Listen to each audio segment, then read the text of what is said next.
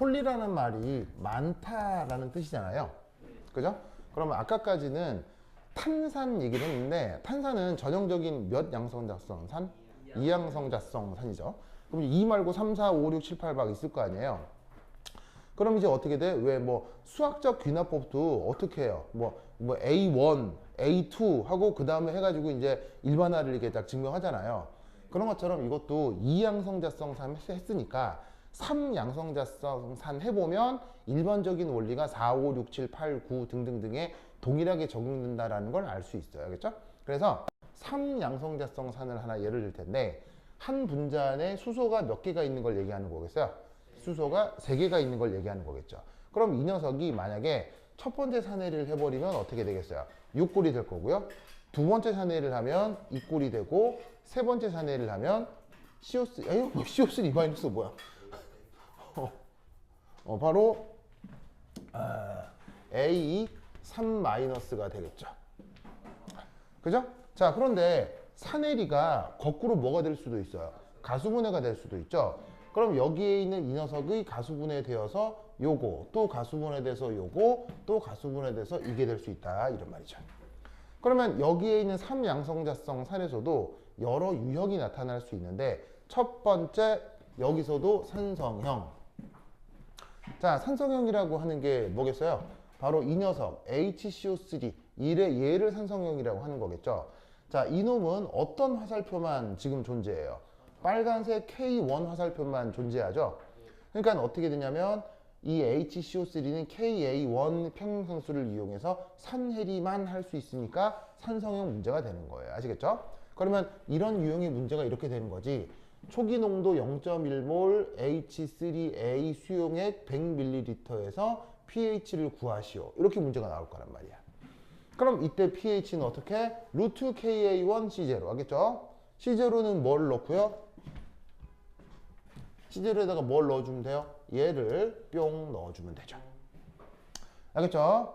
자, 그리고 당연히 산성형 문제에선 이 녀석이 두 번째, 세 번째가 뭐냐면은 두 번째, 세 번째 산해리가 또 일어날 수는 있지만 당연히 산성형에서는 두 번째, 세 번째 산해리가 이 녀석의 평형에 영향을 준다, 안 준다? 안 준다. 무슨 말씀인지 아시겠죠? 알겠죠? 그래서 바로 산해리 상수가 첫 번째 산해리 상수 KA1으로 바로 결정된다를 외워야 돼. 외워야 돼. 무슨 말 알겠죠? 꼭 외우셔야 돼. 그 다음 중간형 문제. 자, 누가 중간형이냐면 바로 이것이 중간형입니다. 자, 얘가 왜 중간형이죠? 얘가 왜 중간형이죠? 바로 얘는 산해리도 가능하고 가수분해도 가능하고. 아시겠죠?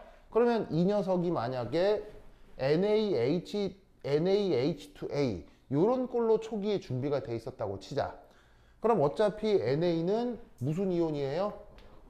구경꾼 이온이니까 없는 놈 취급을 하고, 그러면 여기는 H2A- 이온이 그냥 있는 거잖아요. 그럼 이 녀석이 중간형이다 라고 생각을 하면 pH 어떻게 구해져요? 중간형에서는 pH 어떻게 구해요? 루트 K1, K2예요. 무슨 말 알겠어요? 바로 그 중간형을 둘러싼 산해리 상수의 기하평균이에요. 아시겠죠? 그래서 이 녀석이 중간형으로 제시가 되면 얘를 둘러싼 두 개의 평형상수, 산해리 상수, 요 둘의 기하평균으로 pH가 결정된다라는 걸 암기하셔야 된다 이런 말이에요. 아시겠지? 됐습니까? 그러면 이때 요 중간형 형태에서는 나머지 화학종들의 농도가 어떻게 될까요? 요 중간형의 pH에서는 나머지 화학종들의 농도가 어떻게 될까요? 어떻게 될까요? 바로 이렇게 됩니다. 이렇게 됩니다.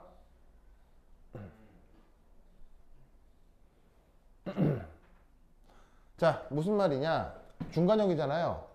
그럼 맨 처음에 이걸 넣은 거잖아요.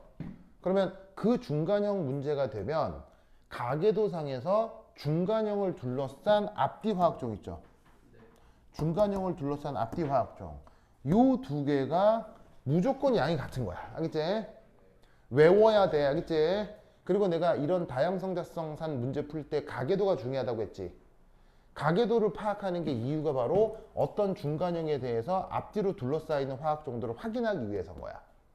그래서 이 중간형 문제가 나오면 이 앞뒤 화학종의 농도가 같다라는 걸 외워야 돼요. 무슨 말 알겠어요? 그리고 그 중간형으로부터 두 단계 멀어진 화합물. 이거 보이세요? 그 중간형으로부터 두 단계 멀어진 화합물. 이놈은 어떻게 된다? 거의 존재하지 뭐야 이거.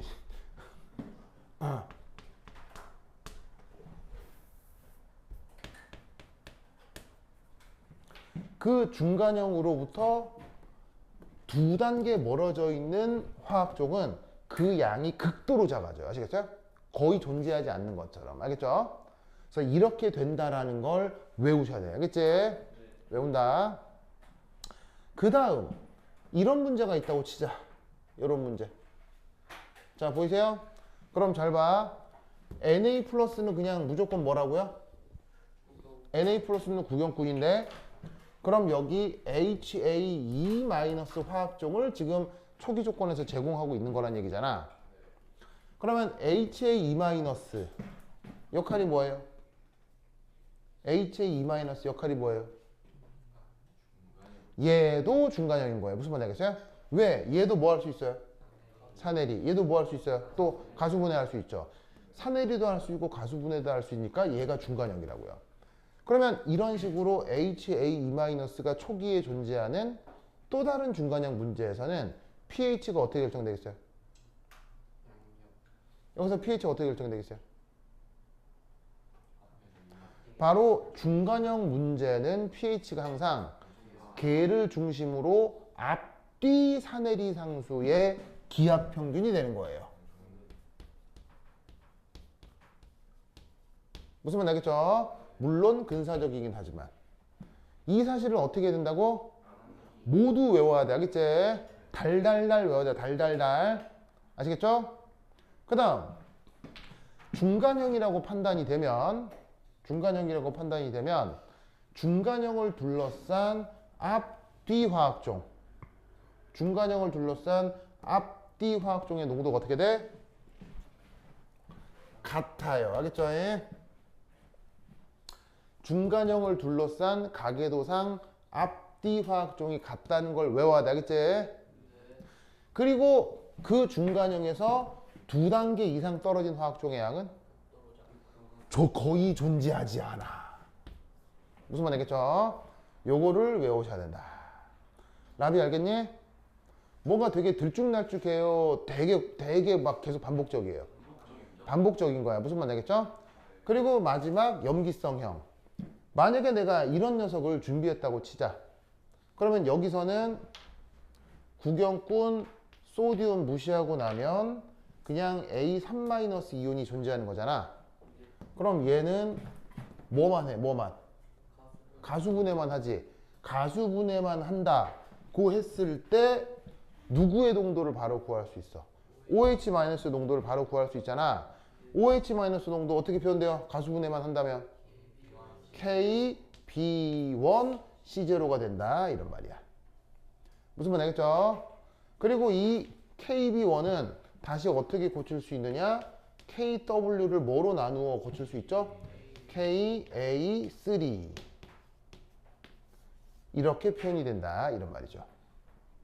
그리고 이때 요 C0 자리에다가는 얘를 뿅 넣어주면 됩니다. 알겠죠? 그리고 염기성에서는 두 번째, 세 번째 가수분해 반응이 어떻게 되죠? 염기성형 문제에서는 두 번째, 세 번째 가수분해 반응이 어떻게 되죠? 영향을 주지 못한다. 알겠죠? 그래서 바로 첫 번째 가수분해 반응으로 OH- 농도가 바로 결정된다. 됐죠? 이렇게 상황을 완전 암기해야 돼요. 그래서 내가 뭐라 그랬어요? 상황 파악하는데 1분 아시겠어요? 계산 완료까지 30초 알겠죠? 상황 파악의 1분, 계산 완료까지 30초. 무슨 말 알겠죠? 그래서 그 뭐냐면 사내리 문제는 계산 문제가 아니에요. 무슨 말인지 알겠어요? 계산 문제가 아니라 상황을 인식하고 관련 지식을 암기하는 것이 3년기 문제예요. 아시겠죠? 그래서 지금 말씀드린 모든 내용들을 싸그리 다 외우셔야 된다. 알겠죠? 그리고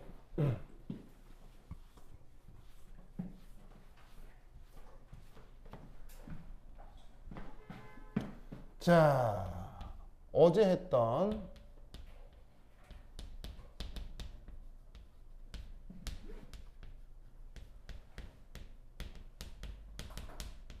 짜잔 프랙셔널 컴포지션. 자, 기억나요? 자, 프랙셔널 컴포지션 알파 H3A라고 하자.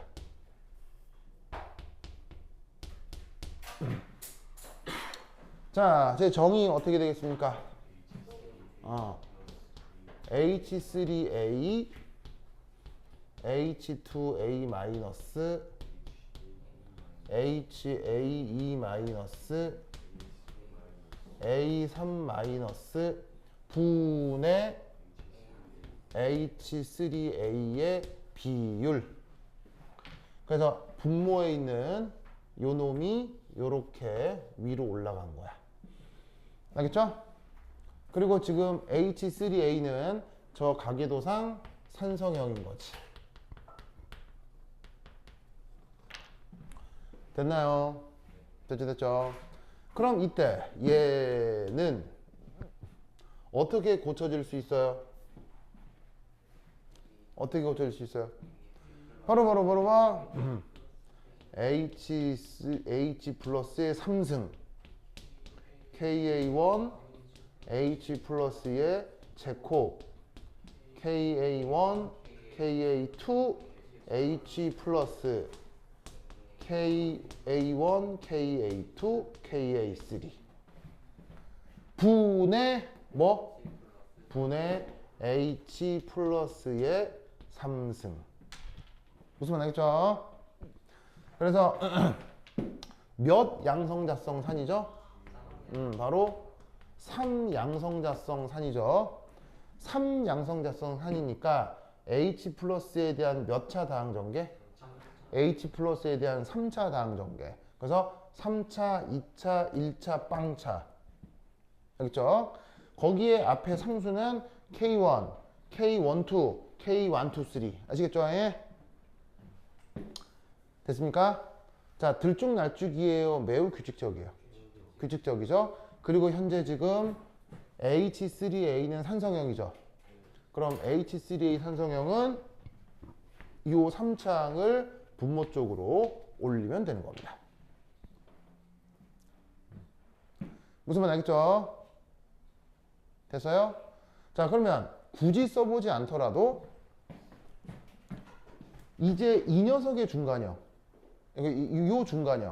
요 중간형의 프랙셔널 컴포지션을 어떻게 표현할 수 있습니까?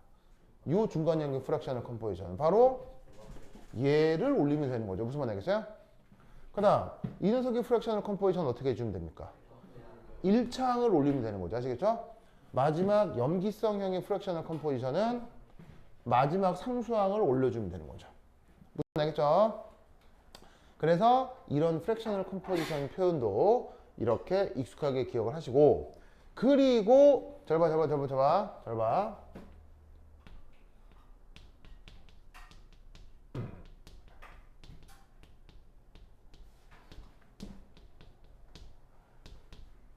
이걸 봐봐.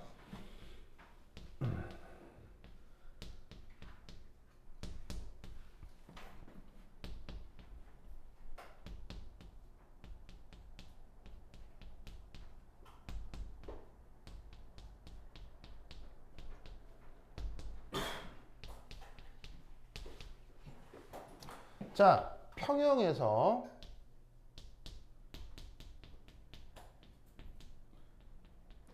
사실 양이 많건 적건 이 네 개들은 뭐 할 수 있어? 평형에서 이 네 개는 사실 뭐 할 수 있어? 모두 다 공존할 수 있잖아요.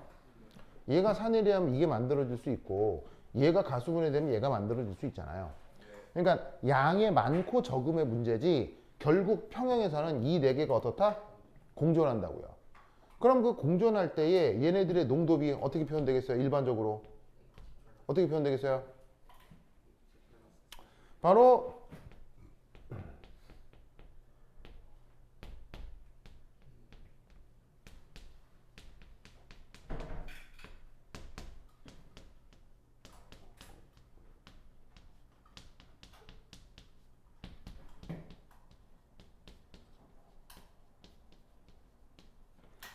이렇게 표현되겠죠?